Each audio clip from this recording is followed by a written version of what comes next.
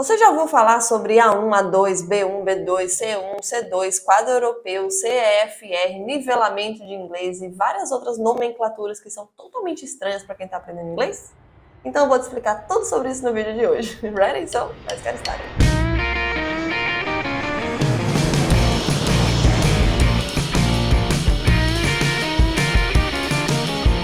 Já curtiu? A pergunta clichê, né? Já curtiu? Já se inscreveu no canal? Já ativou a notificação? Pois então faça isso para você ajudar a teacher, tá? Vamos fazer esse canal aí bombar. Vamos lá então. A1, A2, B1, B2, C1 e C2.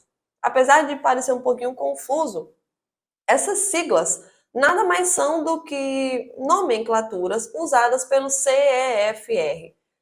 Em inglês eu não vou lembrar o que significa, eu não vou lembrar a definição certinho.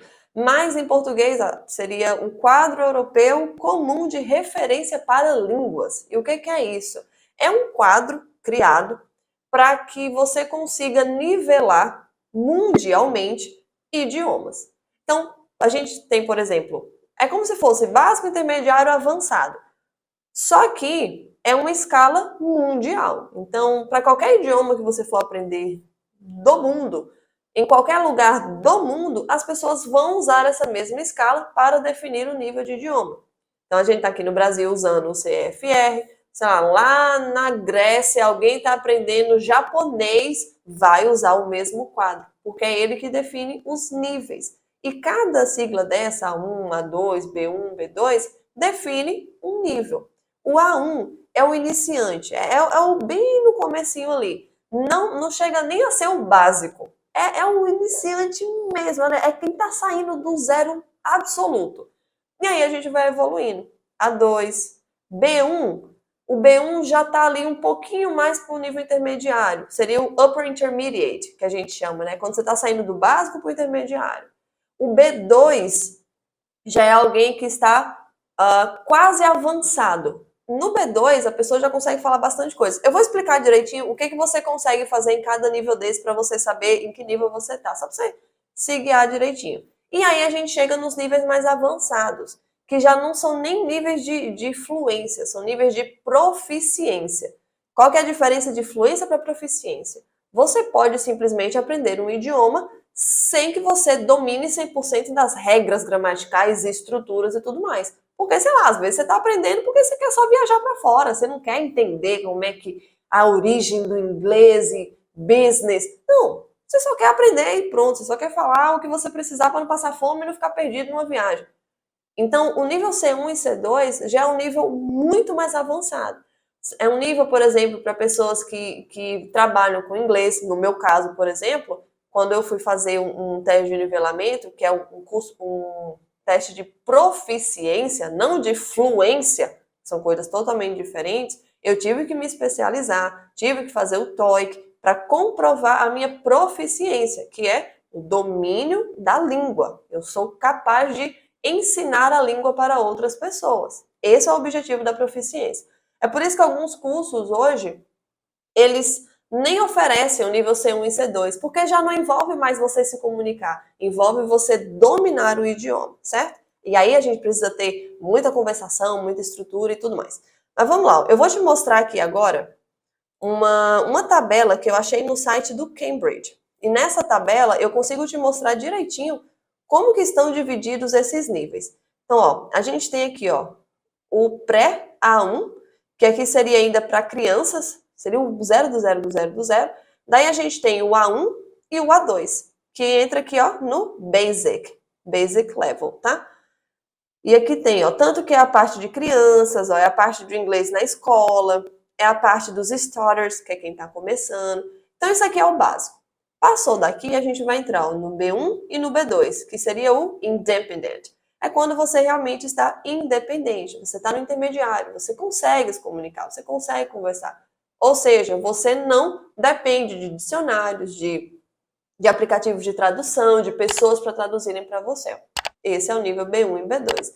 Passou daqui, se você olhar aqui, ó, na nossa tabelinha, vamos olhar nesse quadrinho azul, que é a parte do business, ó. O C1 é o business higher, é o top do top. O B2 é o business vantage, que é o Ah, um business, legal, consigo, me viro. E o B1 teria o Business Preliminary. Seria uma introdução ao business. Você consegue, mas a depender da área você vai ter uma certa dificuldade. Então, ó, veja aqui, ó. Aqui a gente tem Basic, aqui a gente tem Independent e aqui a gente tem Proficient, que seria o nível C1 e C2. Tanto que aqui nas outras tabelinhas, ó, já está marcado como proficiência ou avançado. São níveis realmente muito mais elevados. Tanto que se vocês olharem aqui pela escala do Cambridge na pontuação, olha onde está aqui, ó. Começa com 80, tá vendo? Mas quem é proficiente já está lá no 230. Então, realmente é uma coisa muito mais elevada. Aí vem a pergunta, teacher, como que eu sei, então, em qual nível que eu tô? Eu já estudei não sei quantos anos, eu já morei em não sei quantos países, mas eu não sei se eu consigo falar bem. Ou talvez você nunca morou fora, você só fez um curso, mas consegue desenvolver uma conversa. Então, vou te explicar agora o que é esperado de cada um desses níveis. Eu separei uma colinha aqui para eu conseguir te dizer exatamente. À medida que eu for explicando, tenta perceber em qual nível você se encaixa mais, tá? Então, ó, A1, que é o básico, tem a capacidade de reconhecer e usar expressões familiares, frases comuns e básicas, apresentação pessoal e perguntas simples. Então, veja que é o básico do básico da sobrevivência. É bem básico mesmo. A2, compreensão de temas como família, amigos, trabalho e expressões cotidianas. Capacidade de comunicação simples sobre assuntos rotineiros, como clima e esportes. A gente percebe que o A1 e o A2 é mais a sua vida, é mais o dia a dia.